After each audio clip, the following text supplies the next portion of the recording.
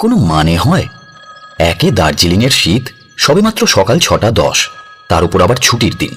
ক্যালেন্ডারের তারিখ 2 অক্টোবর 1968, গান্ধীজির জন্মদিবস। সব সরকারি কর্মচারী আজ বেলা 8টা পর্যন্ত ঘুমোবে, শুধু নৃপেনেরই যেন নিস্তার নেই। এই 7 সকালে টেলিফোনটা আর্তনাদ করতে শুরু করেছে। লেপটা গা থেকে সরিয়ে খাটের ওপর উঠে বসে নৃপেন ঘোষাল, দার্জিলিং সদর থানার দারোগা। পাশের খাটে লেপের ফাঁক থেকে সুমিতাও একটা চোখ মেলে তাকাচ্ছে। ঘোড়া দেখলেই মানুষের ঠ্যাং খোঁড়া হয়। নৃপেন আবার শটান শুয়ে পড়ল। দেখো তো। সুমিতা লেপটা টেনে আবার ঢাকা দেয় মাথার উপর। ও দেখতে হবে না, রং নাম্বার। অগত্যা আবার উঠে বসতে হলো নৃপেনকে। সুমিতা লেপের মায়া ত্যাগ করবে না, আর রং নাম্বার ধরে নিয়ে নিশ্চিন্ত হতে পারলে তো বাঁচাই যেত। কিন্তু ডিসির ফোনও হতে পারে, বা পুলিশ সুপারের, কে জানে ট্রাঙ্কল কিনা। তাই হাড় কাঁপানো শীত অগ্রাহ্য করে উঠে পড়ে নৃপেন ঘোষাল। হাত বাড়িয়ে হুক থেকে গরম ড্রেসিং গাউনটা নামিয়ে গায়ে চড়ানোর সঙ্গে চটিটাও পায়ে গলাতে থাকে। সুমিতা আবার একবার মুখ বের করে, বলে, কেন ঝামেলা করছো? শুয়ে থাকো না, ও নিজে থেকেই থেমে যাবে। কোথায় কোন সিধেল চুরি হয়েছে? আরে সিদেল চুরি হোক আর বউ চুরি হোক, আরো 12 ঘন্টা এই নরক যন্ত্রণা আমাকেই ভোগ করতে হবে। ড্রেসিং গাউনের ফিতেটা বাঁধতে বাঁধতে ঘর ছেড়ে হল কামরায় পৌঁছানোর আগেই টেলিফোনটা বন্ধ হয়ে গেল। যা বাবা, বন্ধ হয়ে গেল। মাঝপথেই দাঁড়িয়ে পড়েন নৃপেন। অবশ্য অনেকক্ষণই বাজছিল। হয়তো ওপক্ষের মানুষটা ভেবেছে, যাকে মরুকে। এখন আর ও লোকটা কি ভেবেছে তা নিয়ে নৃপেনের মাথা ব্যথা নেই। লোকটা যখন টেলিফোন নামিয়ে রেখেছে তখন নৃপেনের দায়িত্ব খতম। ঘরে ফিরে আসে সে। ড্রেসিং গাউনটা খুলে আবার হ্যাঙ্গারে টাঙিয়ে রাখে। হঠাৎ ওর দৃষ্টি চলে যায় কাঁচের জানালা দিয়ে উত্তর দিকে। অপূর্ব দৃশ্য। নির্মেঘ আকাশে কাঞ্চনজঙ্ঘার মাথায় লেগেছে আবিরের স্পর্শ। উদয়ভানুর প্রথম জয়টিকা। এ দৃশ্য দেখতে এতক্ষণে নিশ্চয়ই ভিড় জমেছে টাইগার হিলের মাথায়। দূর দূরান্তর থেকে কত যাত্রী দলই না আসে। অবশ্য নৃপেনের বিশেষ ভাবান্তর হলো না। স্ত্রীকে ডেকে জানালো না পর্যন্ত খবরটা। একটা হাই তুলো সে। জানালার পর্দাটা টেনে উঠে বসলো খাটের ওপর। লেপটা ঢেকে নিল আবার। আজ প্রায় 4 বছর এই দার্জিলিংয়ে আছেন নৃপেন ঘোষাল। সে হাড়ে হাড়ে জানে, রোজ সকালে ভিখিরি কাঞ্চনজঙ্ঘা মাথার ওই দগদগে ঘা ব্যান্ডেজ খোলা কুষ্ঠরোগীর মতো সব্বাইকে দেখায়। দার্জিলিং ওদের কাছে পচে গেছে। ঝুড়ির তলায় চেপটে যাওয়া টমেটোর মতো লাল ওই কাঞ্চনজঙ্ঘার রঙের খেলায় আর ওদের কোনো আকর্ষণ নেই। 2 বছর ধরে ক্রমাগত বদলির জন্য তদবির আর দরবার করে এসেছে সে। এতদিনে মা কালী মুখ তুলে চেয়েছেন। বদলির অর্ডার এসে গেছে, ওর সাবস্টিটিউট পর্যন্ত এসে হাজির। এই হতভাগা দার্জিলিংয়ে আজই ওর শেষ দিন, আর ম্যাক্সিমাম 12 ঘন্টা। রমেন গুহ ফোরনুনেই ওর কাছ থেকে চার্জ বুঝে নেবে। বাঁচা গেল। বদলি হয়েছে খাস কলকাতায়, একেবারে লালবাজারে। বলা যায় একরকম প্রমোশনই। এইসব ভাবতে ভাবতে নৃপেন লেপের তলায় অবলুপ্ত হয়ে যায়। দেখলে তো, বললাম রং নাম্বার। কোথায় আর দেখলাম, লোকটা তো বিরক্ত হয়ে ছেড়েই দিল। গরজ থাকলে ছাড়তো না। আর একবার ঘুমাবার চেষ্টা করো দেখিনি। কাল রাত 2টো পর্যন্ত জাদাপাতাপি করেছো। তা নৃপেন করেছে। মালপত্র প্যাকিং হয়ে পড়ে আছে সারা ঘর জুড়ে। ঘরে, হল কামরায়, করিডোরে নানান আকারের প্যাকিং কেস আর ক্রেট। 4 বছরের সংসার গুছিয়ে তোলা কি সহজ কথা?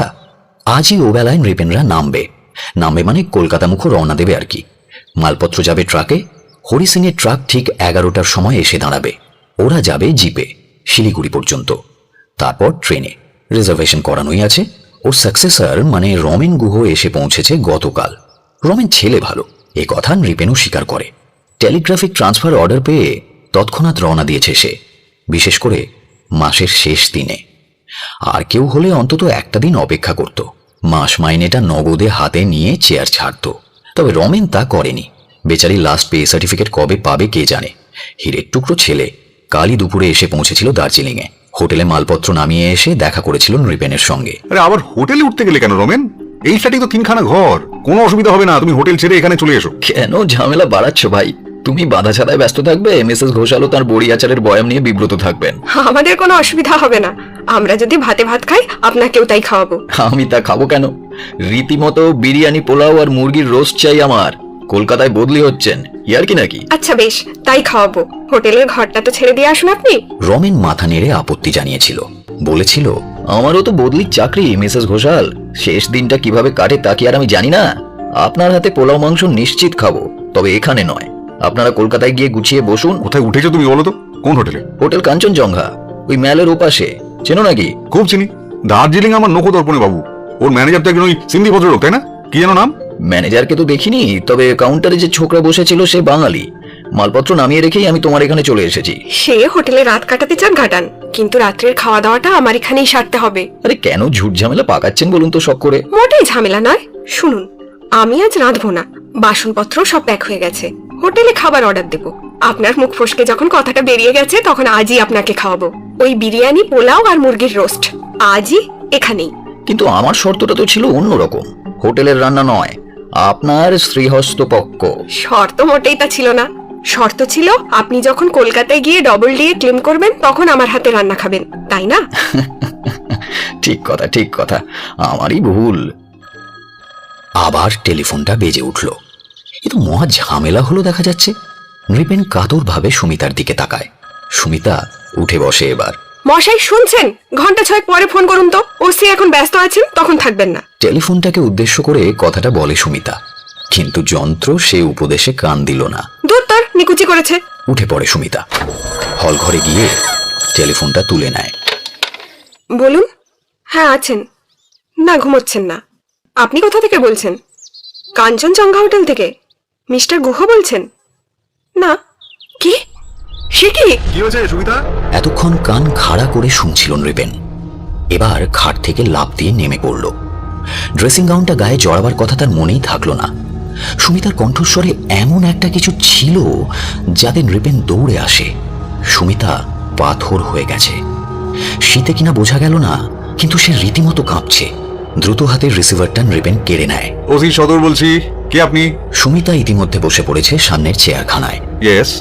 কি কি বলছেন মশাই? অসম্ভব। দীর্ঘ সময় নৃপেন আর কিছুই বলে না। টেলিফোন কানে দিয়ে শুধু শুনে যায়। তারপর বলে, কোনো কিছু ছোবেন না, ঘরটা তালা বন্ধ করে রাখুন, আমি 15 মিনিটের ভিতরেই আসছি। রিসিভারটা নামিয়ে রেখে সে ঘুরে দাঁড়ায় সুমিতার মুখোমুখি। শুনলে? সুমিতা কোনো জবাব দেয় না, মাথাটা শুধু একবার নাড়ে। কি হতে পারে বলো তো? হার্টফেল? থ্রম্বোসিস? আমি এখনো বিশ্বাসই করে উঠতে পারছি না। কাল রাত্রেও ভদ্রলোক কত হাসি মস্করা করে গেলেন, ওনার এটো প্লেটটা পর্যন্ত এখনো। নৃপেনের দৃষ্টি চলে যায় ডাইনিং টেবিলে। 3টি ভুক্তাবশিষ্ট প্লেট। রমেন গুহর প্লেটে পাশাপাশি 2খানা ঠ্যাং। রাত 9:45 নাগাদ রমেন হোটেলে ফিরে গিয়েছিল, আর আজ সকাল 6:10 লোকটা বেঁচে নেই। অসম্ভব। সকাল 7:30 হোটেল কাঞ্চনজঙ্ঘার ম্যানেজারের ঘরে জমিয়ে বসেছিল নৃপেন। এখন আর ঘুম ঘুম চোখে স্লিপিং স্যুট পরা নৃপেন বাবু নয়, ধরা চুরো সাঁটা দার্জিলিং সদর থানার জাঁদরেল ওসি। সমস্ত হোটেলটা সে ইতিমধ্যে মোটামুটি ঘুরে দেখেছে। তন্ন তন্ন করে তল্লাশি করেছে দোতলার 23 নম্বর কামরাটাও। রমেন গুহর মৃতদেহটা এখনো সরানো হয়নি। ওর মৃত্যু শীতল পা দুটো দেখে নৃপেনের মনে পড়ে গেল একটু আগে ডিনার টেবিলে পাশাপাশি সাজিয়ে রাখা ভুক্তাবশিষ্ট মুরগির ঠ্যাং জোড়ার কথা। পুলিশের ফটোগ্রাফার এসে ফটো নিয়ে গেছে।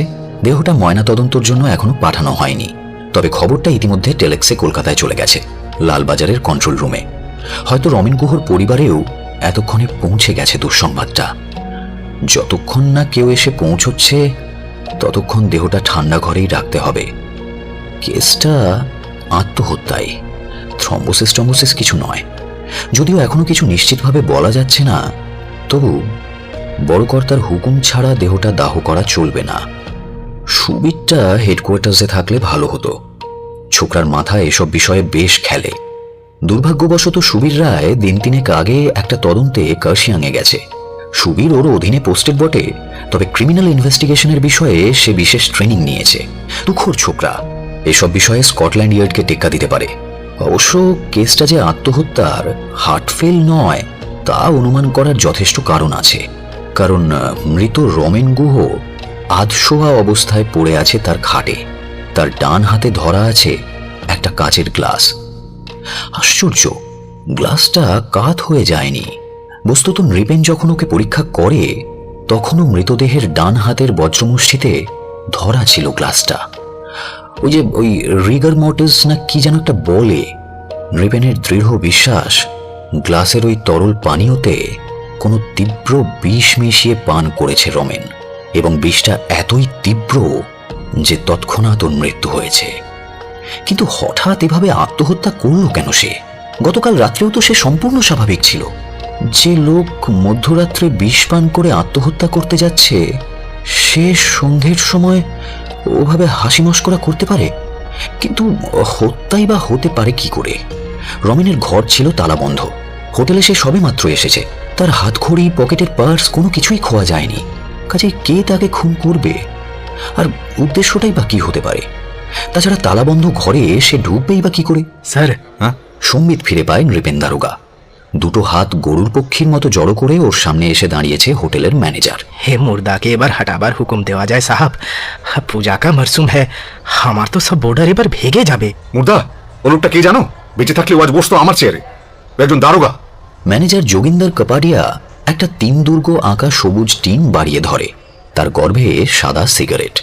মুর্দার যে কোনো জাত নেই এমন একটা দার্শনিক উক্তি যোগিন্দর করবে কিনা সেটা ঠিক বুঝে উঠতে পারে না। সে আমরা জানতাম স্যার। পাশ থেকে যোগিন্দরের অফিস ক্লার্ক মহেন্দ্র কথাটা বলে ওঠে। নৃপেন 3 দুর্গ আঁকা টিন থেকে একটা সিগারেট নিয়ে ধরায়। এখন বলো দেখি, কে ওকে প্রথম ওই অবস্থায় আবিষ্কার করে? রুম বেয়ারে স্যার, বীর বাহাদুর। বেটি দিতে গিয়ে no second hand story please. Room বেয়ারকে বলাও। অবশ্য শুধু রুম সার্ভিসের বেয়ারার নয়, ডাক পড়ল অনেকেরই। ক্রমে ক্রমে তারা এলো এজাহার দিতে। Cook, head cook, gatekeeper, counter clerk সকলে। টুকরো টুকরো জবানবন্দি থেকে সংগৃহীত হলো সম্পূর্ণ কাহিনী। হোটেল রেজিস্টার অনুযায়ী রমেন গুহ এসে পৌঁছয় 1 তারিখ বেলা 12টায়। দোতলার 23 নম্বর ঘরে আশ্রয় নেয়। 12:30টায় সে মালপত্র রেখে বেরিয়ে যায়। ফিরে আসে রাত 10টায়।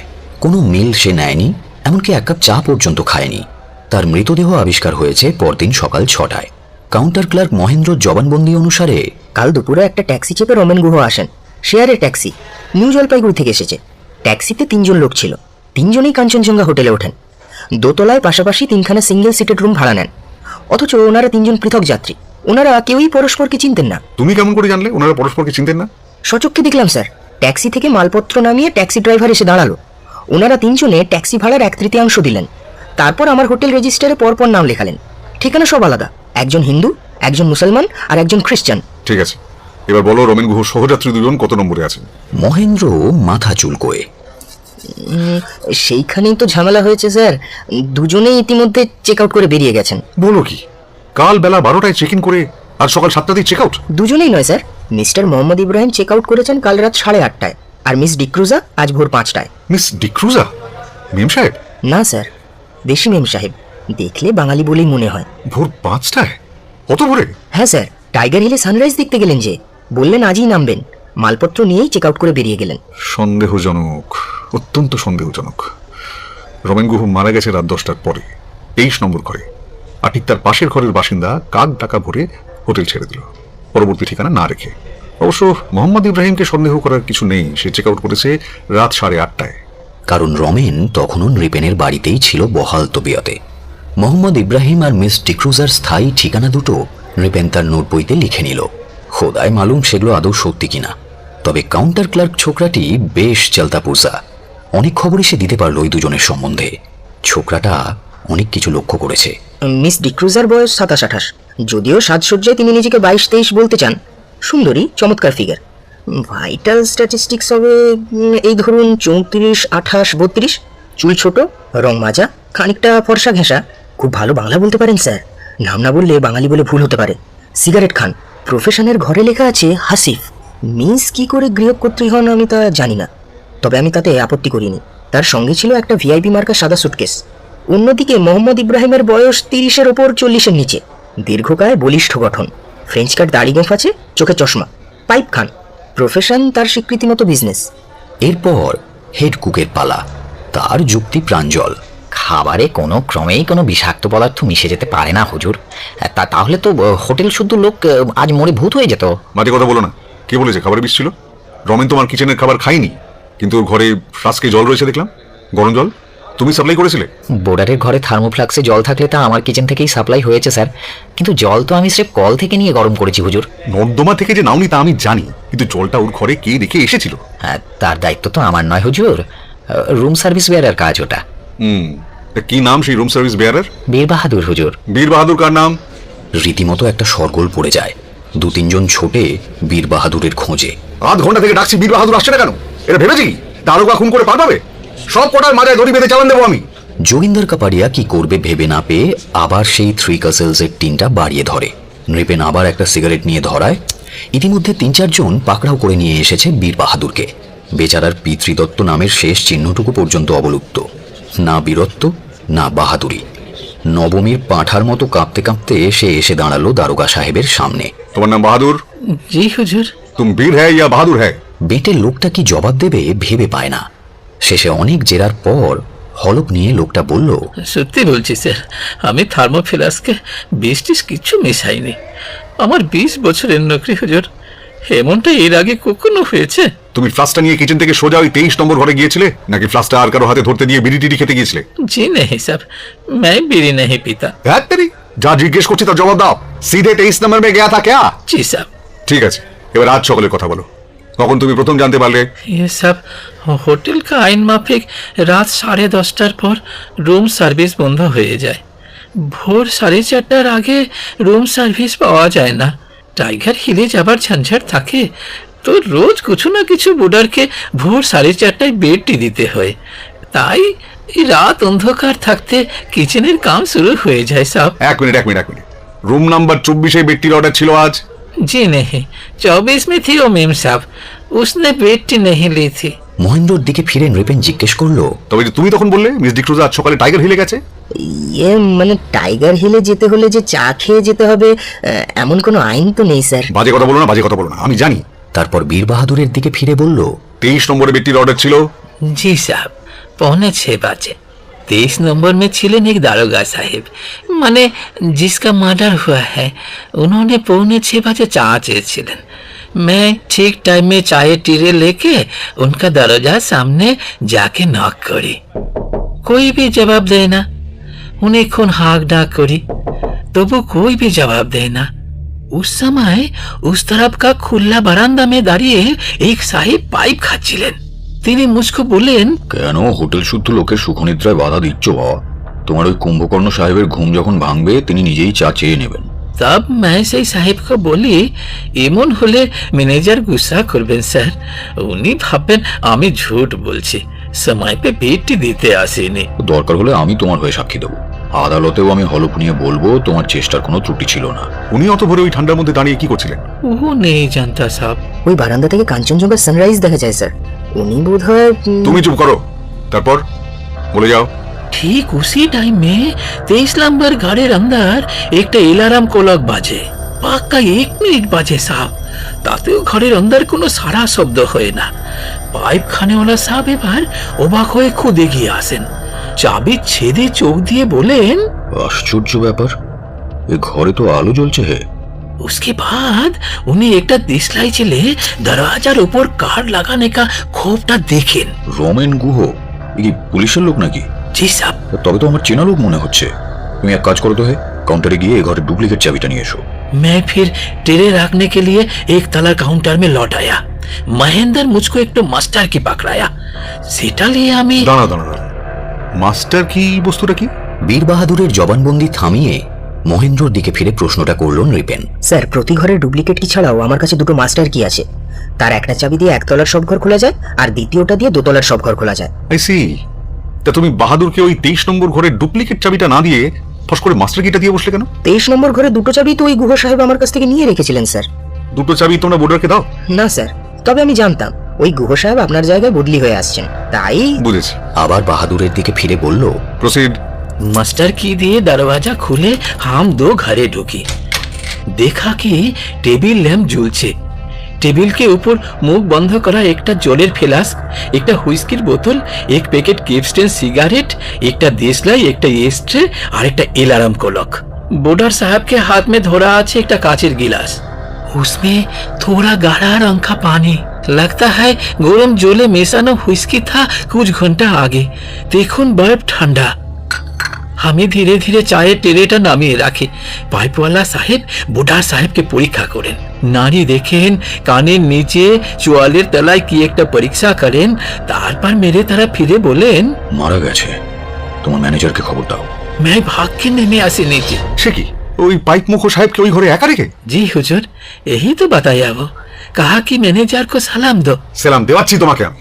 নৃপেন ঘুরে দাঁড়ায় যোগিন্দারের মুখোমুখি। কি মশাই, তবে যে বললেন মৃতদেহ আবিষ্কারের পরেও ঘরে কেউ ঢোকেনি, ওটা তালাবন্ধ পড়ে আছে? হ্যাঁ, मतलब ये ইয়ে বাহাদুর নিচে এসে খবর দেওয়া মাত্র আমি দৌড়ে ওই ঘরে উঠে যাই। মিনিট 3-4-এর বেশি ওই বোর্ডার ভদ্রলোক ও ঘরে একা ছিলেন না। থামো তুমি। 3-4 মিনিট? 4 মিনিট কি কম সময়? ওর ভেতর অনেক কিছু করে ফেলা যায়, বুঝেছো? সব কটার মাজায় দড়ি বাঁধবো আমি। এই মুহূর্তে সিগারেটের টিনটা বাড়িয়ে ধরবে কিনা সেটা যোগিন্দার ঠিক ভেবে পায় না, কারণ নৃপেনের আগের সিগারেটটাই তখনও শেষ হয়নি। ওই পাইপ মুখো কি হোটেলে আছেন, নাকি তাকেও চেক আউট করিয়ে দিয়েছো? হাত কুচলে মহেন্দ্র বলে, না স্যার, উনি আছেন। একতলায় স্ত্রীর সাথে একটা ডাবল বেডরুম নিয়ে আছেন। দেখবে যেন তিনি না ইতিমধ্যে কেটে পড়েন। তাকে খবর দাও, আমি 10 মিনিটের মধ্যে তার ঘরে যাচ্ছি, তার এজাহারটা নিতে হবে। যোগিন্দারের ইঙ্গিতে একজন তখনই চলে গেল পাইপ মুখোকে রুখতে। তারপর ওপরে এসে কি দেখলে? না তুমি নয়, বাহাদুর তুমি বলো। 5 মিনিট পরে যখন তুমি ওপরে এলে তখন কি দেখলে? পাইপ মুখো কি করছিলেন তখন? तमाम कामलट हो तलाश कर रहा था। বাহ বাহ বাহ, চমৎকার! কি মশাই, আপনি অম্লান বদনে বললেন ঘরটা বরাবর তালাবন্ধ আছে, কেউ কিচ্ছু টাচ করেনি, টেম্পার করেনি। এটা কি তাহলে? যোগিন্দার কাপাডিয়া কি করবে ভেবে না পেয়ে আবার সেই 3 কাসেলসের টিনটা বাড়িয়ে ধরে। দূর মশাই, সিগারেট নিয়ে কি করবো? যা জিজ্ঞাসা করছি তার জবাব দিন। বাসু সাহাবকে আমি 20 বরস ধরে জানি, নাম করা ব্যারিস্টার। উনি কোনো কিছু টেম্পার করতেই পারেন না। বাসু সাহেব? কে বাসু সাহেব? ওই যাকে বীর বাহাদুর পাইপ মুখো সাহাব বলছে, উনার নাম পিকে বাসু আছে। উনি বহুতবার আমাদের হোটেলে উঠেছেন। একদম শরীফ আদমি আছেন। এককালে ক্রিমিনাল লয়ার হিসেবে লাখ লাখ টাকা কামিয়েছেন। এখন অবশ্য প্র্যাকটিস ছেড়ে দিয়েছেন। ওই লাখ লাখ টাকা খেটার সঙ্গে গোয়েন্দাগিরির কোনো সম্পর্ক নেই, বুঝেছেন? যাক, তার সাথে তো এখনই কথা বলবো। তারপর কি হলো? তারপর আর কি স্যার, আমরা ঘরটা তালা বন্ধ করে নেমে এলাম। আপনাকে ফোন করলাম ঠিক 6:10। ইতিমধ্যে একজন বেয়ারা এসে দাঁড়ায়, তার হাতে একটা খালি ব্র্যান্ডির শিশি। নৃপেন সেটা হাতে নিয়ে জিজ্ঞেস করে, খুব ভালো করে ধুয়েছিস তো? जी साहब। ঠিক আছে, এবার আর একবার ওই 23 নম্বর ঘরে যেতে হবে।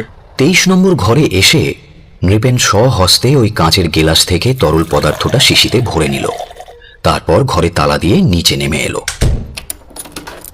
সকলকে বিদায় দিয়ে একাই চলে এলো নির্দেশ মতো 1 তলার 1 নম্বর ঘরে। সব ঘরেই এললক লাগানো, ছিটকিনি নেই, অর্থাৎ দরজা ঠেলে বন্ধ করলে বাইরে থেকে চাবি ছাড়া দরজা খোলা যায় না। তবে 1 নম্বর ঘরের দরজা খোলাই ছিল, ভারী পর্দা ঝুলছে। নৃপেন খোলা দরজায় নক করল। ভেতর থেকে আহ্বান এলো, ইয়েস, কাম ইন প্লিজ। পর্দা সরিয়ে নৃপেন ঘরে প্রবেশ করল। ডাবল বেড, বড় ঘর। একজন মহিলা একটা চাকাওয়ালা চেয়ারে বসেছিলেন, তার হাতে একজোড়া উলের কাঁটা, এবং তার মুখোমুখি একজন প্রৌঢ় ভদ্রলোক ড্রেসিং গাউন পরে বসেছিলেন ইজি চেয়ারে। কি একখানা বই যেন পড়ে শোনাচ্ছিলেন স্ত্রীকে। বইটা মুড়ে এদিকে ফিরে বললেন, বসুন বসুন, mister Ghoshal I presume, OC সদর। হ্যাঁ, আপনাকে বিরক্ত করতে হচ্ছে বলে দুঃখিত। Not the least, not the least. বলুন আমি আপনাকে কিভাবে সাহায্য করতে পারি। বাই দ্য ওয়ে, আপনার হাতে ওটা কি, ব্র্যান্ডি? না, মৃতের হাতের গ্লাসে যে তরল পদার্থটা ছিল সেটা নিয়ে যাচ্ছি, কেমিক্যাল অ্যানালিসিস করাতে হবে। তা করান, তবে কি পাবেন তা আমি আগেই বলে দিতে পারি। Alcohol, aqua and KCN. KCN মানে? Potassium cyanide. প্রৌঢ় ভদ্রলোকের এই বিদ্যে জাহির করার প্রচেষ্টা দেখে মনে মনে হাসে নৃপেন, কিন্তু ভদ্রলোকের চেহারায় এমন একটা আভিজাত্য আছে যে সে প্রকাশ্যে হেসে উঠতে পারল না। আপনি ব্যারিস্টার মানুষ, নিশ্চয়ই বুঝবেন অমন আপ্তবাক্যে কোনো কোর্টে কখনো কনভিকশন হয় না। এটা এভিডেন্স হিসেবে তখনই গ্রাহ্য হবে যখন কোনো বিশেষজ্ঞ রাসায়নিক তার ল্যাবরেটরিতে পরীক্ষা করে একটা রিপোর্ট দেবেন। Correct correct, quite correct. তবে এক্ষেত্রে অবশ্য বিশেষজ্ঞের রিপোর্ট সত্ত্বেও এটা এভিডেন্স হিসেবে গ্রাহ্য হবে না। হাসি হাসি মুখে বাসু সাহেব তাকিয়ে থাকেন নৃপেন দারোগার দিকে, অর্থাৎ এইবার তিনি শুনতে চান কেন গ্রাহ্য হবে না এই প্রশ্নটি। তবে নৃপেন তা জানতে চাইল না। সে মনে মনে রীতিমতো চটে উঠেছে এই ভদ্রলোকের অহেতুক মোড়লিতে। ওকে নীরব থাকতে দেখে বাসু সাহেব নিজেই বলে ওঠেন, কেন গ্রাহ্য হবে না জানেন? না, জানি না, জানতে চাইও না। নৃপেনের ঝাঁঝালো কথায় বাসু সাহেব কিন্তু রাগ করেন না। গ্র্যাটিস লিগাল অ্যাডভাইস আমি দিই না, কিন্তু আপনার ক্ষেত্রে না হয় ব্যতিক্রমী করলুম। আপনার উচিত ছিল যেসব সাক্ষীর সামনে ওই তরল পানীয়টি আপনি সংগ্রহ করেছেন তাদের উপস্থিতিতেই ওটা শিলমোহর করা। ডিফেন্স কাউন্সিলরগুলো ভারী পাজি হয়, বুঝেছেন? তারা কিছুতেই মানতে চাইবে না বিশেষজ্ঞের রিপোর্টে যে লিকুইডটার পরিচয় লেখা আছে এক্স্যাক্টলি সেটাই ওই মৃত ব্যক্তির হাতে পাওয়া গেছে। বলবে সিল যখন করানি তখন অ্যাকিউজকে ফাঁদে ফেলতে আপনি নিজেই ওতে কিছুটা পটাশিয়াম সায়ানাইড মিশিয়ে দিয়েছেন। ইনফ্যাক্ট আপনি ইচ্ছে করলে এখনো তা মেশাতে পারেন, তাই না? যাকে ও কথা যাক, আমার কাছে কি জানতে চান সেটা বলুন। কর্ণমূল পর্যন্ত আরক্ত হয়ে ওঠেন নৃপেনের। অপমানটা গলার ধরন করে নৃপেন আরো মরিয়া হয়ে ওঠে। আপনি এই মৃতদেহটা প্রথম আবিষ্কার করেন নট এক্স্যাক্টলি, আমরা দুজন, আমি আর বীর বাহাদুর। এবং তারপরেই আপনি বীর বাহাদুরকে নিচে যেতে বলেন। হ্যাঁ, আপনি কতক্ষণ ওই ঘরে একা ছিলেন? 5 থেকে 7 মিনিট। ওই 5 থেকে 7 মিনিট ধরে আপনি ঘরটা তন্ন তন্ন করে সার্চ করেছেন? দেখুন, 5-7 মিনিটে একটা ঘর তন্ন তন্ন করে সার্চ করা যায় না। মোটামুটি একটা তল্লাশি করেছিলাম আর কি। কাজটা ভালো করেননি। মিসেস বাসু তাঁর হুইল চেয়ারটা চালিয়ে পেছনের বারান্দার দিকে যাচ্ছিলেন। এ কথা শুনে হঠাৎ থেমে যান তিনি। You think so? হ্যাঁ, তাই মনে করি আমি।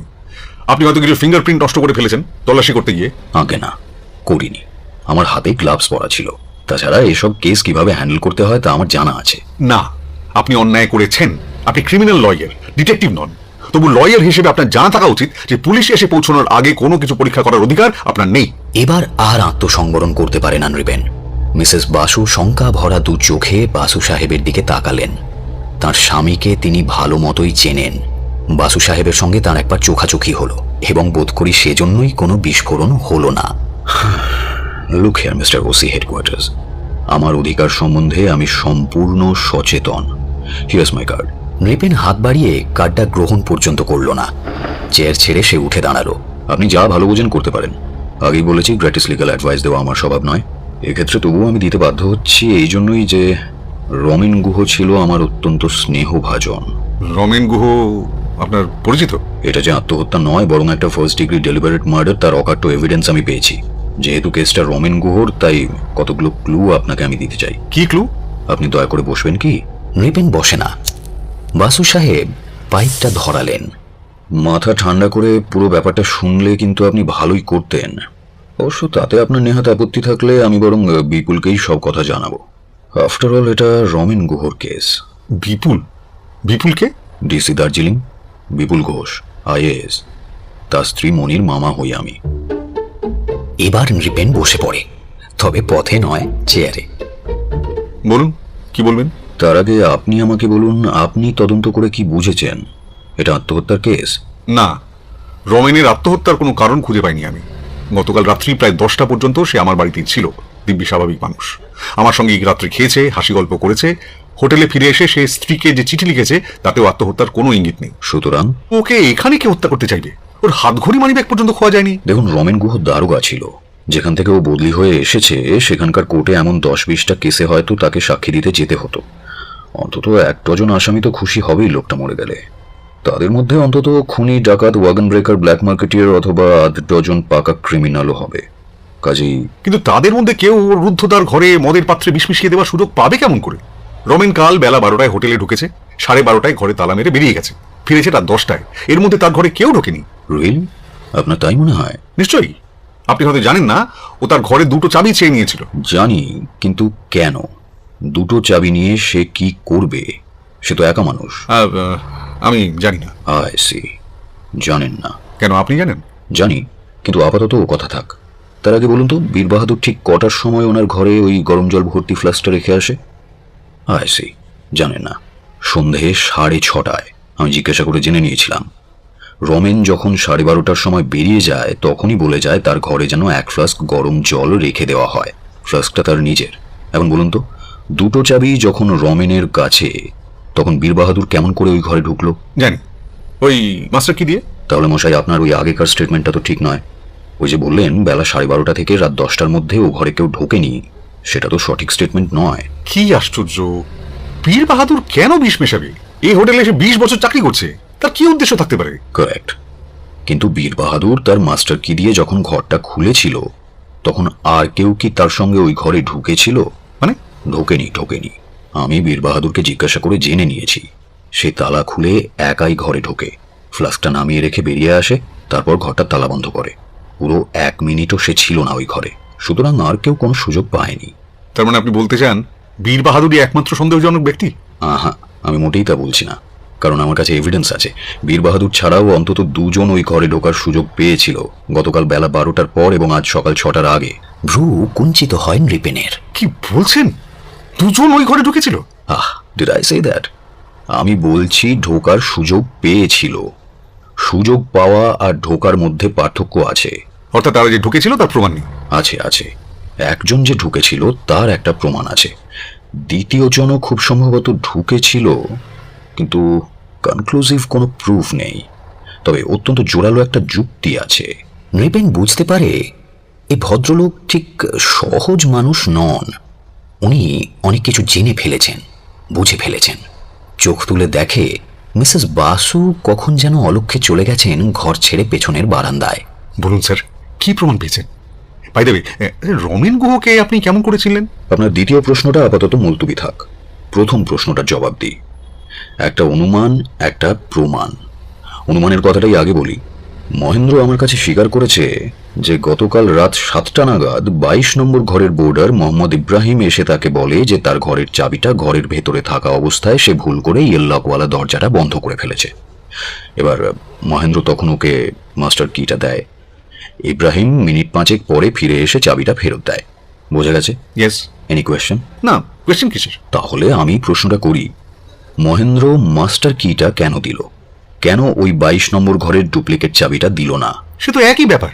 আগে না দারোগা সাহেব, মোটেই এক কথা নয়।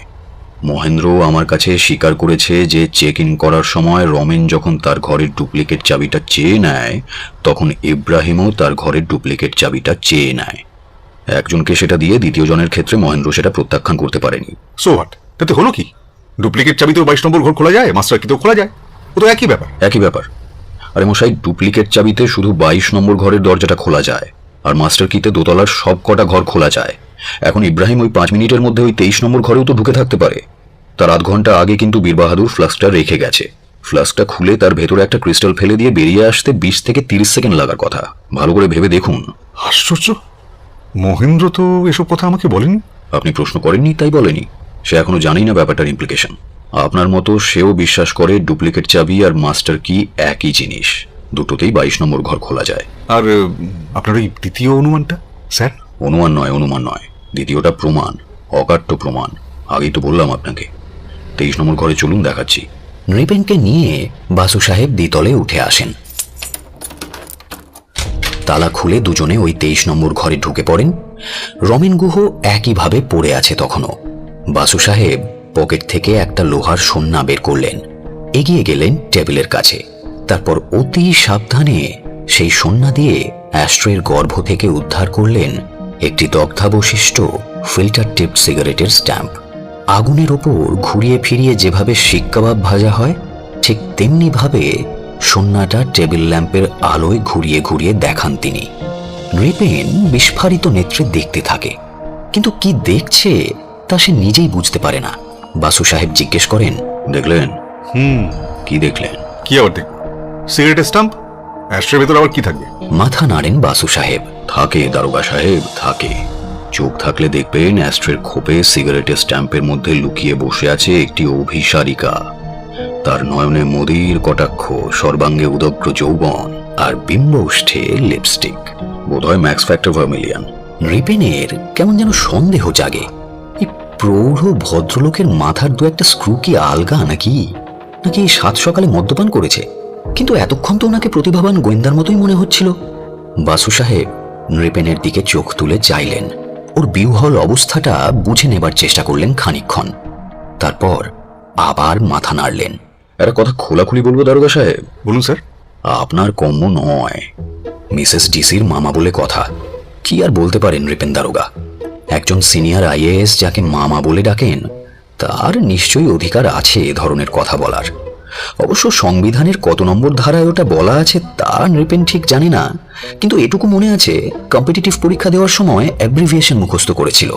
আইএএস শব্দের বিস্তারিত রূপ ইন অ্যান্টিসিপেশন অফ সোর্ড, অর্থাৎ এমন একটি শাসক গোষ্ঠী যাদের তলোয়ারের প্রয়োজন নেই, যারা হাতে মাথা কাটেন। বিপুল ঘোষ সেই আইএএস গোষ্ঠীর একজন সিনিয়র অফিসার। দুদিন পরে হয়তো ডিভিশনাল কমিশনারও হবেন। আর এ ভদ্রলোক হচ্ছেন তার বেটার হাফের মামা। কাজেই নৃপেন ঢোক গেলে বাসু সাহেব ওর পিঠে একখানা হাত রেখে বলেন, দুঃখ করবেন না মিস্টার ঘোষাল, দুঃখ করবেন না। লজ্জা পাওয়ারও কিছু নেই। Criminology is a science. দারোগা মানেই ডিটেকটিভ নয়। ক্রিমিনাল ইনভেস্টিগেশনে স্পেশাল ট্রেনিং না নিয়ে থাকলে আপনাদের আইজিও ভুল করতে পারেন। আমার পরামর্শটা শুনুন। এ বিষয়ে কোনো অভিজ্ঞ লোক জানা আছে আপনার? থাকলে তাকেই পাঠান। কেসটা ঘোরালো এসব কথা তো আমি আর বিপুলকে জানাতে যাচ্ছি না। এতক্ষণে নৃপেন মনস্থির করে ফেলেছে, একেবারে আত্মসমর্পণ। অমন লোক আমার কাছে আছে স্যার, আমার সেকেন্ড অফিসার সুবীর রায়। আজই তার কাশ্মীর থেকে ফিরে আসার কথা, তাকেই পাঠিয়ে দেবো আপনার কাছে। না না, আমার কাছে নয়, আমি শীঘ্রই এ হোটেল ছেড়ে চলে যাব। কেন স্যার? আর 2-1 দিন। উপায় নেই ঘোষাল সাহেব, আমি আজই অন্য একটা হোটেলে চলে যাব। ঘুমের কাছে, দ্য রিপোজ। পরশু তার উদ্বোধন, আমাদের সস্ত্রীক ওখানে নিমন্ত্রণ আছে। কিন্তু ওই ম্যাক্স ফ্যাক্টর ভার্মিলিয়ন না কি যেন বললেন, ওটা কি? সিগারেটের স্টাম্পে কি দেখতে পেলেন আপনি? প্রমাণ, এভিডেন্স। গতকাল রাত্রে ঘরে একজন অভিসারিকা প্রবেশ করেছিলেন। দেখছেন না, টেবিলের ওপর পড়ে রয়েছে রমেনের সিগারেটের প্যাকেট, ক্যাপস্টন, ফিল্টার নেই। কিন্তু এটা ফিল্টার টিপ স্টাম্প। রমেন যখন ঘরটা ভাড়া নেয় তখন এই অ্যাস্ট্রেটা নিশ্চয়ই শূন্যগর্ভ ছিল, সে ক্যাপস্টন খেয়েছে। তাহলে অ্যাস্ট্রেতে ওই ফিল্টার টিপ সিগারেটের স্টাম্প আসে কেমন করে? তাছাড়া এই যে এই লাল স্পটটা, ওটি হলো লিপস্টিকের চিহ্ন। ফরেন্সিক এক্সপার্টও করবোরেট করবে, আপনি দেখে নেবেন। আর এই সূত্রেই বোঝা যাচ্ছে কেন রমেন গুহ দুটো চাবি চেয়ে নিয়েছিল এবং কেন সে আপনার বাড়িতে রাত্রিবাস করতে কিছুতেই রাজি হয়নি। নৃপেন এখনো এক বাঁও মেলাতে পারছে না। বুঝলেন না? দেখুন, রমেনও কোনো ঋষ্যশৃঙ্গ মুনি ছিল না, আর মিস ডিক্রুজা তিনিও কোনো সতী সাবিত্রী ছিলেন না। তিনি ছিলেন কল গার্ল। রমেনের সঙ্গে তার ভালোই আলাপ পরিচয় হয়েছিল ট্যাক্সিতে আসার পথে, তাই ডুপ্লিকেট চাবিটা রমেন দিয়ে রেখেছিল ওই মিস ডিক্রুজাকে। বিশ্বাস না হয় আপনি মহেন্দ্রকে জিজ্ঞেস করে দেখুন। মিস ডিক্রুজা কাল সন্ধেবেলায় যে লিপস্টিকটা ব্যবহার করেছিলেন তার রং ভার্মিলিয়ান রেড। এখানে আমার আর কিছু করণীয় আছে স্যার? আছে, দুটো কাজ। প্রথমত 23 নম্বর ঘরে যে ফ্লাস্কটা আছে ওটাও এভিডেন্স হিসেবে সঙ্গে নিয়ে নিন। তবে এবার কিন্তু ওই একই ভুল করবেন না, সাক্ষী রেখে ওটা সিল করাবেন। আমার অনুমান খুব ভুল না হলে ওই জলেও পটাশিয়াম সায়ানাইড পাওয়া যাবে। দ্বিতীয় কাজ, ওই 23 নম্বর ঘরের দুপাশের দুটি ঘর সার্চ করা। 22 নম্বরে ছিল ইব্রাহিম আর ওই 24-এ মিস ডিক্রুজা, দুজনেই সন্দেহভাজন। ইব্রাহিম তো রাত 8:30টার সময় চেক আউট করে বেরিয়ে যায়, তখন তো রমেন গুহ জীবিত। তুমি বড় জ্বালাও। রাত 8:30টায় সে হোটেল ত্যাগ করে বটে, কিন্তু রাত 7টায় সে মাস্টার কি নিয়ে দোতলায় উঠে গিয়েছিল। সেই সময় ফ্লাস্কটা রাখা ছিল রমেনের টেবিলে। ঠিক কথা। আচ্ছা, ওই দুটো ঘরই সার্চ করছি আমি, কিন্তু আপনিও সঙ্গে থাকলে ভালো হতো না? আগে না, আমরা দার্জিলিংয়ে এসেছি বেড়াতে। আমার স্ত্রী অনেকক্ষণ একা বসে আছেন নিচের ঘরে, ওর কাছেই আমি এখন ফিরবো। তুই বরং যাওয়ার আগে আমাকে একবার জানিয়ে যাও ওই দুটো ঘরে উল্লেখযোগ্য কিছু পেলে কিনা। আমি ঘরেই থাকবো। বাসু সাহেব নেমে এলেন একতলায়। নিজের ঘরে ফিরে এসে দেখলেন রানু দেবী চুপ করে বসে আছেন চাকা দেওয়া চেয়ারে। কোলের উপর পড়ে আছে কণ্টক বিদীর্ণ অসমাপ্ত উলের সোয়েটারখানা। উলের গুলিটা পোষমানা বেড়াল ছানার মতো হাত পা গুটিয়ে বসে আছে ওর পায়ের কাছে, যেন বিষাদের একটা মূর্তি। অনেকক্ষণ একা একা বসে আছো না? দ্বারকাবাবু বিদায় হলো? আপাতত, তবে যাওয়ার আগে আবার আসবেন। আমরা রিপোজে কখন যাচ্ছি? হয় আজ বিকেলে, নয় কাল সকালে। তুমি বরং আগে একবার হোটেলটা দেখে এসো। একেবারে দূর পর্যন্ত ট্যাক্সি যদি না যায়। বাক্যটা উনি শেষ করতে পারেন না, প্রয়োজনও ছিল না। ওরা দুজনেই জানেন মিসেস বাসু চলশক্তিহীনা। একটা মারাত্মক অ্যাক্সিডেন্টে রানুদেবীর শিরদাঁড়াটা ভেঙে গেছে, উনি উঠে দাঁড়াতে পারেন না। ওই দুর্ঘটনার পর থেকেই বাসু সাহেবের জীবন অন্য খাতে বইছে। প্র্যাকটিস তিনি ছেড়ে দিয়েছেন। এখন ওনার একমাত্র কাজ স্ত্রীকে সঙ্গদান করা। সন্তান একটি মাত্র হয়েছিল ওনাদের, মিঠু। ওই দুর্ঘটনায় মারা যায়। বাসু সাহেব বললেন, খবর নিয়েছি, তুমি কিচ্ছু চিন্তা করো না, গাড়ি যাওয়ার রাস্তা আছে। আর না থাকলেও বাধা ছিল না।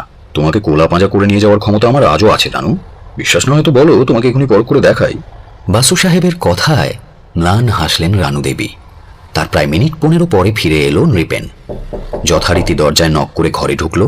মিস ডিক্রুজার ঘরে কিছুই পাওয়া গেল না স্যার, কিন্তু মোহাম্মদ ইব্রাহিমের ঘরে একটা জিনিস উদ্ধার করেছি। মাথা মুন্ড কিছুই বুঝতে পারছি না, একটু দেখুন তো স্যার। একটা কাগজের দলা। বাসু সাহেব সেটা হাতের মুঠোয় নিয়ে ঘুরিয়ে ফিরিয়ে জিজ্ঞেস করলেন, কোথায় পেলে এটা? 22 নম্বর ঘরে, ওয়েস্ট পেপার বাস্কেটে। কাল রাত্রে ইব্রাহিম ছেড়ে যাওয়ার পর ও ঘরটাতে কোনো নতুন বোর্ডার আসেনি? না, তবে শুনলাম এখনই আসবে। 21 নম্বর ঘরের বোর্ডার নাকি ওই ঘরে শিফট করছে। চিন্তাগ্রস্ত হয়ে পড়েন বাসু সাহেব। কাগজটা ওনার মুঠিতে ধরাই থাকে। কে ওই 21 নম্বরের বোর্ডার? নামটা জিজ্ঞাসা করিনি, শুনলাম তিনি আর্টিস্ট। 21 নম্বর ঘরের জানলা থেকে নাকি কাঞ্চনজঙ্ঘা ভালো দেখা যায় না, কাছের আড়াল পড়ে, তাই উনি 22 নম্বরে সরে আসতে চান। একটু আগে ঘরটা দেখে পছন্দ করে গেছেন, এখনই শিফট করবেন। বুঝলাম। কোঁকড়ানো কাগজটা ধীরে ধীরে খুললেন বাসু সাহেব, টেবিলের ওপর মেলে ধরলেন। তারপর হঠাৎ তার চোখ দুটি বুজে এলো। রানুদেবী পেছনেই ছিলেন, কৌতূহল দমন করতে পারেন না তিনিও। ঝুঁকে পড়েন কাগজটার ওপর। তাতে কালো কালিতে লেখা 1 the Kanchenjunga hotel, Darjeeling. 2 the repose Batasia loop, Ghum. 3 question mark.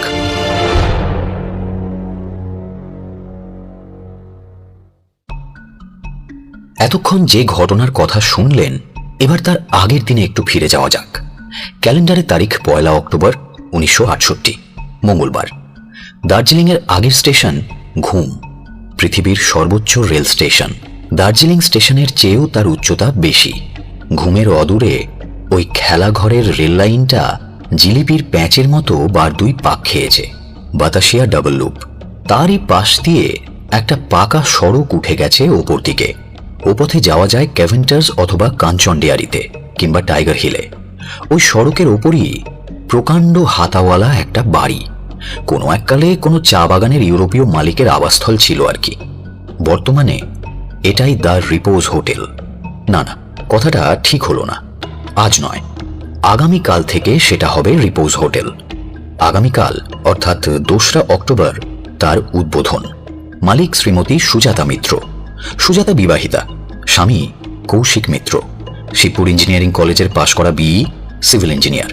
সুজাতার বাবা ডক্টর চট্টোপাধ্যায়ও ছিলেন ইঞ্জিনিয়ার। তিনি কি একটা আবিষ্কার করেছিলেন বলে শোনা যায়। সেই আবিষ্কারের পেটেন্টটা স্বনামে নেওয়ার আগেই সন্দেহজনকভাবে আকস্মিক তার মৃত্যু হয়। আবিষ্কারের সেই রিসার্চ পেপারগুলো নিয়ে সুজাতার রীতিমতো বিপদের ভেতর জড়িয়ে পড়ে, এমনকি শেষ পর্যন্ত একটা খুনের মামলায়। রিসার্চের কাগজগুলো হাত করতে চেয়েছিলেন একজন কুখ্যাত ধনকুবের ময়ূর কেতন আগরওয়াল।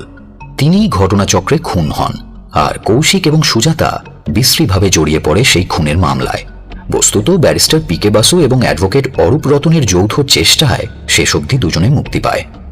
এর মধ্যে বাসু সাহেবের ভূমিকাটাই ছিল মুখ্য। যাই হোক, শেষ পর্যন্ত প্রমাণিত হলো আগরওয়ালার হত্যাকারীর নাম নকুল হুই। সে ছিল আগরওয়ালেরই অধীনস্থ কর্মচারী এবং নানান পাপ কাজ কারবারের সাথী। সেসব অতীতের ইতিহাস। মোট কথা, ইতিমধ্যে সুজাতার সঙ্গে কৌশিকের বিয়ে হয়ে গেছে। এখনো ঠিক 1 বছর হয়নি। আগামী 5 অক্টোবর শনিবারে ওদের প্রথম বিবাহবার্ষিকী। বিয়ের পরে কৌশিক ডক্টর চ্যাটার্জির ওই আবিষ্কারটা নিয়ে হাতে কলমে কাজ করতে চায়, কিন্তু সুজাতা রাজি হতে পারেনি। ওই সর্বনাশা আবিষ্কারটা তার কাছে কেমন যেন অভিশপ্ত মনে হয়েছিল। 3 লোকের মৃত্যু ওই আবিষ্কারের সাথে জড়িত।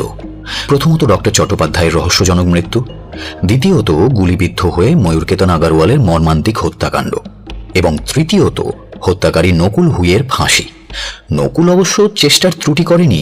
সে সুপ্রিম কোর্ট পর্যন্ত লড়েছিল, কিন্তু লোয়ার কোর্টের বিচার তিলমাত্র নড়েনি। অর্থলোভে সুপরিকল্পিতভাবে নকুল যে হত্যাকাণ্ডটা করেছিল, তার জন্য বিচারক চরমতম দণ্ডই বহাল রেখেছিলেন। তাই কেমন একটা অবসাদ ধরেছিল সুজাতার। ওই রিসার্চের কাগজগুলো থেকে সে মুক্তি চেয়েছিল। নিজের কুমারী জীবনের ওই অভিশাপকে বিবাহিত জীবনে টেনে আনতে চায়নি সে। অবশ্য কৌশিক পাশ করা ইঞ্জিনিয়ার, এসব ভাবালুতায় সে প্রথমটায় প্রশ্রয় দিতে চায়নি, কিন্তু শেষ পর্যন্ত সেও মেনে নেয়।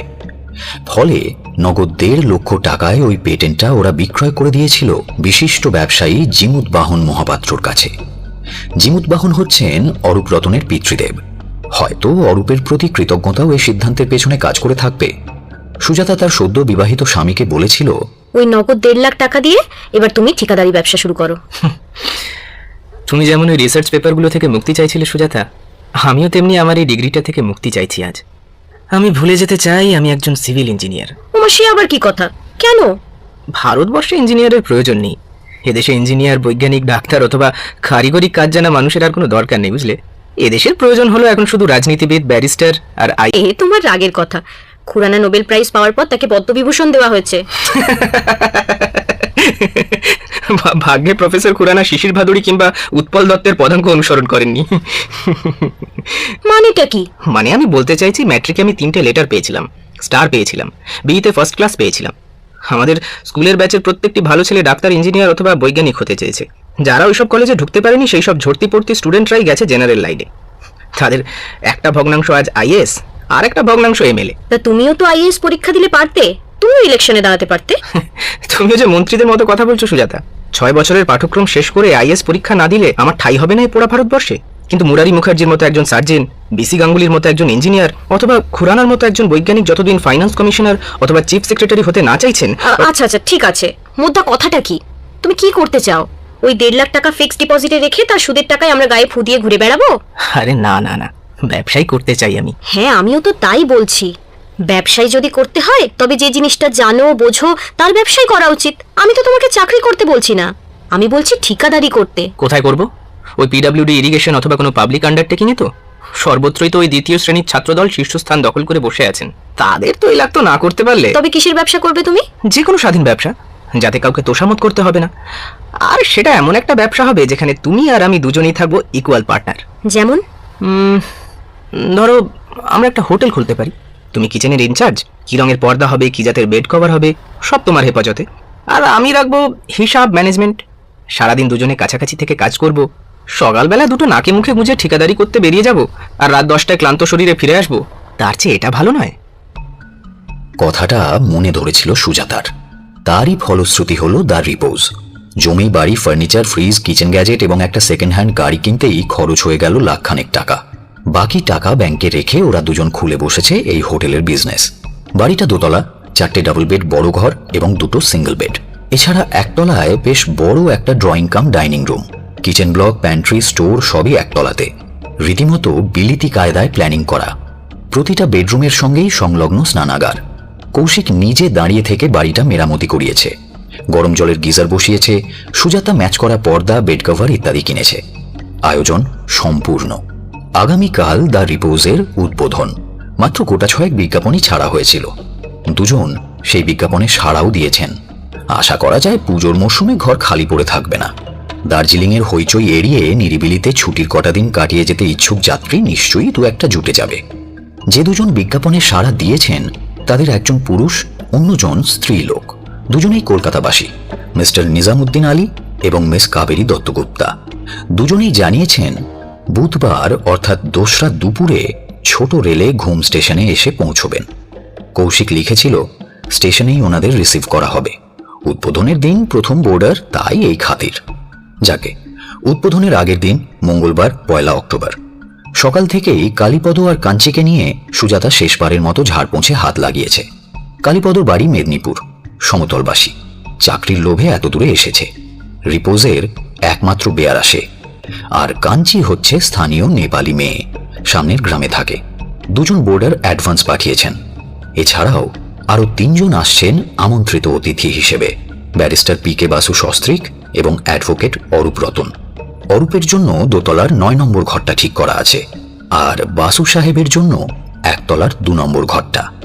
মিসেস বাসুর পক্ষে একতলা ছাড়া উপায় নেই। এছাড়া আলী সাহেবের জন্য 3 নম্বর ঘর আর কাবেরীর জন্য দোতলার 7 নম্বর ঘরটা মনে মনে স্থির করে রেখেছে সুজাতা। এখন ওনাদের পছন্দ হলেই হয়। বেলা 10টা নাগাদ গাড়িটা নিয়ে কৌশিক বেরিয়ে গেল কাঞ্চন ডেয়ারির দিকে। এখান থেকে মাইল 5 গাড়ি যাবার রাস্তা আছে। কাঞ্চন ডেয়ারির মালিক মিস্টার সেন ওদের পরিচিত। মিস্টার সেনের ভাইপো অজিত সেন কৌশিকের সহপাঠী। আপাতত ডজন 2-3 ডিম, কিছু হ্যাম, সফট মিট আর মাখন নিয়ে আসবে সে। অবশ্য আলী সাহেব হ্যাম খাবেন কিনা জানা নেই, তাই 2 রকম মাংসের ব্যবস্থাই থাকলো। ফ্রিজ আছে, নষ্ট হবার কোনো ভয় নেই। সুজাতা বলে দিয়েছে কাঞ্চন ডেয়ারির সঙ্গে যেন একটা অন অ্যাকাউন্ট ব্যবস্থা করে আসে কৌশিক। একদিন অন্তর কতটা কি মাল লাগবে তার একটা ফিরিস্তিও সে লিখে দিয়েছে। আজ বিকেলে সুজাতার একবার দার্জিলিং যাওয়ার ইচ্ছে। কৌশিককে তাই বলে রেখেছে সকাল সকাল ফিরতে। কিছু টুকিটাকি বাজার এখনো বাকি আছে। বাসু সাহেব কাল দার্জিলিং থেকে ফোন করেছিলেন। সব শুনে সুজাতা বলেছিল, আবার দার্জিলিং গেলেন কেন? সরাসরি এখানে উঠলেই তো পারতেন। নেমন্তন্নের গন্ধ পেয়ে আমি দিকবিদিক জ্ঞানশূন্য হয়ে আগেই এসে পৌঁছেছি। তাতে কি, আপনি তো ঘরের লোক। রানু মামি এসেছেন তো? নিশ্চয়ই। তোমার দ্য রিপোজ পর্যন্ত ট্যাক্সি যাবে তো? হ্যাঁ হ্যাঁ আসবে, আপনি এখনই চলে আসুন। আজ না সুজাতা, কাল আসছি, লাঞ্চ আওয়ার্সের পর। ও হ্যাঁ, ভালো কথা, রমেন গুহকে তোমার মনে আছে? আমাদের নাট্যামোদী রমেন দারোগা। খুব মনে আছে। কেন বলুন তো? বিপুলের কাছে শুনলাম রমেন দার্জিলিং এ বদলি হয়েছে, কাল পরশুর মধ্যেই নাকি আসছে। তবে তাকেও নিমন্ত্রণ করে দেবেন আমার হয়ে। আমি থানায় একটা ফোন করে খবর নেব। মিস্টার এন্ড মিসেস ঘোষও কিছুক্ষণের জন্য আসবেন বলেছেন। জানি গো, কিন্তু বিপুল বোধহয় শেষ পর্যন্ত তোমার নিমন্ত্রণ রাখতে পারবে না। শুনছি গভর্নর সাহেব নাকি স্বয়ং দার্জিলিং এ আসছেন, ফলে ডিসি সাহেবের সব সোশ্যাল অ্যাপয়েন্টমেন্ট ক্যান্সেল হয়ে যেতে পারে। বড় ফুলদানিটা কোথায় রাখবো দিদিমণি? কালীপদ এসে দাঁড়ায়। সুজাতা স্মৃতিচারণ থেকে বর্তমানে ফিরে আসে। ওর হাত থেকে চিনেমাটির ফুলদানিটা নিয়ে আঁচল দিয়ে একবার মুছে। একতলায় ড্রয়িং রুমে, পিয়ানোটার উপরে। কাল সকালে মনে করে ফুল দিবি ওতে, বুঝলি? আগে ঘড়ির দিকে নজর পড়ে সুজাতার। বেলা প্রায় 2টো। এতক্ষণে কৌশিকের তো ফিরে আসা উচিত ছিল। রান্নাবান্না সেই কখন হয়ে গেছে, সব তো ঠান্ডা হয়ে যাচ্ছে। সুজাতা আর অপেক্ষা করে না, কালীপদ আর কাঞ্চিকে খাইয়ে ছেড়ে দিল। কালীপদর আজও বেলায় ছুটি, কোথায় একটা রামলীলা হবে তাই শুনতে যাবে সে। তা যাক, সুজাতাও তো ওবেলা দার্জিলিং যাবে, থাকবে না। হঠাৎ টেলিফোনটা বেজে উঠল। কৌশিকের ফোন। কি ব্যাপার, এত দেরি হচ্ছে যে? আরে আর বলো না, গাড়িটা ট্রাবল দিচ্ছে, মেরামত করাচ্ছি, ফিরতে সন্ধে হয়ে যাবে। তার মানে ওবেলা দার্জিলিং যাওয়ার প্রোগ্রাম ক্যান্সেল? আর উপায় কি বলো, তুমি বরং খাওয়া দাওয়া মিটিয়ে নাও, বুঝলে? তা তো বুঝলাম, কিন্তু তুমি কোথা থেকে ফোন করছো? দুপুরে খাবে কোথায়? কাঞ্চন ডেয়ারি থেকে বলছি, সেন সাহেবের অতিথি হয়েছি, আমার জন্য অপেক্ষা করো না, বুঝলে? অগত্যা উপায় কি, সুজাতা একাই খেয়ে নিল। ক্রমে বেলা পড়ে এলো। বিকেলের দিকে কোথা থেকে আকাশে এসে জুটল দার্জিলিংয়ের কিছু খেয়ালি মেঘ। বৃষ্টিও নামলো কিছুক্ষণের মধ্যেই। সন্ধ্যের আগেই ঘনিয়ে অন্ধকার এলো। কৌশিকের ফোনটা আসার আগেই কালীপদকে ছুটি দিয়ে বসে আছে সুজাতা। আগে জানলে কালীপদকে ছাড়ত না। কাঞ্চি রাত্রে থাকে না। এই নির্বান্ধব পুরীতে চুপচাপ বসে রইল সুজাতা। জানালা দিয়ে দেখতে থাকে কার্ট রোড দিয়ে গাড়ির মিছিল চলেছে, ওপর থেকে নিচে আর নিচ থেকে ওপরে। বাতাসিয়া ডাবল লুপ দিয়ে একটা মালগাড়ি পাক খেতে খেতে নেমে গেল। অন্যদিন হলে এতক্ষণে দার্জিলিংয়ের আলোর রোশনাই দেখা যেত এখান থেকে। পাহাড়ের এখানে ওখানে জলজলে চোখ মেলে রাত চড়া বাতিগুলো তাকিয়ে থাকে, নিতা দীপাবলির রূপসজ্জা। কিন্তু আজ আকাশ কালো করে সমানে বৃষ্টি পড়ছে, আঞ্চলিক পাহাড়ি বৃষ্টি। হয়তো দার্জিলিং এখন খটখটে, কার্শিয়াং হয়তো রৌদ্রোজ্জ্বল, কিন্তু বৃষ্টি নেমেছে ঘুমের দেশে। এলোমেলো হাওয়ার খামখেয়ালিপনা আর কি। সুজাতা সব দরজা জানালা বন্ধ করে দিয়ে এসে বসল। এমন রাতে আলো ফিউজ হয়ে যাওয়া কিছুই বিচিত্র নয়। সে কথা মনে হতেই বুকের মধ্যে ছ্যাঁত করে ওঠে সুজাতার। এই নির্বান্ধব পুরীতে যদি অন্ধকারে তাকে একা বসে থাকতে হয় তাহলে খুবই বিপদ। তাড়াতাড়ি উঠে মোমবাতি আর দেশলাইটা খুঁজে নিয়ে হাতের কাছে রাখে সে, টর্চটাও। কালীপদটার যেমন বুদ্ধি, ঝড় জলে রামলীলার আসর নিশ্চয়ই এতক্ষণে ভেঙে গেছে। হতভাগাটা বাড়ি ফিরে এলেই পারে, কিন্তু ওরই বা দোষ কি? হয়তো কোথাও আশ্রয় নিয়েছে, কারো গাড়ি বারান্দার তলায়। বৃষ্টিটা একটু না ধরলে সে বেচারি বা আসে কি করে? অবশ্য পাহাড়ি বৃষ্টি তো বেশিক্ষণ থাকবে না। দার্জিলিংয়ের বৃষ্টি ওই অজাযুদ্ধ ঋষি শ্রাদ্ধের সগোত্র, আসতেও যেমন যেতেও তেমন। কিন্তু আজ তা তো যাচ্ছে না। আবার নজর পড়ল দেওয়াল ঘড়িটার দিকে। প্রতি আধ ঘন্টা অন্তর সে সাড়া দেয়, জানিয়ে দিল রাত 7টা। হঠাৎ টেলিফোনটা বেজে উঠল। হ্যালো। রিপোজ। হ্যাঁ বলুন। আমি হিমালয়ান মোটর রিপেয়ারিং শপ থেকে বলছি। আপনাদের গাড়িটা মেরামত হয়ে গেছে ম্যাডাম। লোক দিয়ে পৌঁছে দেবো নাকি মিস্টার মিত্র দার্জিলিং থেকে ফেরার পথে নিয়ে যাবেন? দার্জিলিং থেকে? উনি দার্জিলিং গেছেন কে বললো? দার্জিলিংয়েই তো যাচ্ছিলেন ম্যাডাম। গাড়ি থেকে নেমে একটা শেয়ারের ট্যাক্সি ধরে চলে গেলেন। ও, তা কি বলে গেছেন উনি? বলেছেন তো উনি নিজেই নিয়ে যাবেন, কিন্তু রাত 8টার সময় আমার দোকান বন্ধ হয়ে যাবে। আমার মনে হয় রাত 8টার আগেই উনি ফিরবেন। নেহাত যদি না ফেরেন তাহলে দোকান বন্ধ করে যাওয়ার সময় আপনি দিয়ে যাবেন। Okay madam. লাইনটা কেটে সুজাতা ভাবতে বসে, ব্যাপারটা কি? কৌশিক যদি একটা শেয়ারের ট্যাক্সি নিয়ে দার্জিলিং গিয়ে থাকে, তাহলে দুপুরে আমাকে টেলিফোন করে মিছে কথা বললো কেন? দার্জিলিং গেলে সে নিশ্চয়ই আমাকেও সঙ্গে নিয়ে যেত, সেরকমই তো কথা ছিল। তাহলে হিমালয়ান মোটর রিপেয়ারিং শপটা তো আবার ওদিকে, মানে দার্জিলিং যাওয়ার পথেই পড়বে, কাঞ্চন ডেয়ারির দিকে তো নয়। কিন্তু কৌশিক তো স্পষ্ট বললো যে সে কাঞ্চন ডেয়ারির দিকে ফোন করছে। মিস্টার সেনের বাড়িতে আজকে দুপুরে খাবে। এমন অদ্ভুত আচরণ তো কৌশিক কখনো করেনি এর আগে। শেষ পর্যন্ত আর কৌতূহল দমন করতে পারে না সুজাতা। কৌশিক ফিরে আসার আগে পর্যন্ত অপেক্ষা করার মতো মনের অবস্থা তার ছিল না। উঠে গিয়ে টেলিফোনটা তুলে নিল। কাঞ্চন ডেয়ারির মালিক মিস্টার সেনকে একটা ফোন করলো। ফোন ধরলেন সেন সাহেব নিজেই। সুজাতা সরাসরি প্রশ্ন করলো আজ তার সঙ্গে কৌশিকের দেখা হয়েছে কিনা। সেন সাহেব জানালেন, হ্যাঁ হয়েছে, দার্জিলিংয়ে আমার অফিসে। তিনি তো ডিম মাখন মাংস খরিদ করেছেন দার্জিলিং এর দোকান থেকে। সপ্তাহে 2 দিন সাপ্লাই দিতেও তো আমি রাজি হলাম মিস্টার মিত্রর সঙ্গে। তিনি কি এখনো ফিরে আসেননি? না, তাই তো খোঁজ নিচ্ছি। আচ্ছা, আজকে দার্জিলিংয়ে বৃষ্টি হচ্ছে নাকি? না না না না, কোথায় আর বৃষ্টি, আমি তো এইমাত্র ফিরছি সেখান থেকে। সুজাতা স্থির করল কৌশিক ফিরলে প্রথমেই সে সরাসরি জানতে চাইবে কেন এমন অযথা মিথ্যে কথা সে বলল। তারপর আরো 1 ঘন্টা কেটে গেল। রাত 9:15। না কৌশিক না কালীপদ। শেষ পর্যন্ত পোর্চে একটা গাড়ি এসে দাঁড়াবার শব্দ হলো। তারপর বেজে উঠল কলিং বেলটা।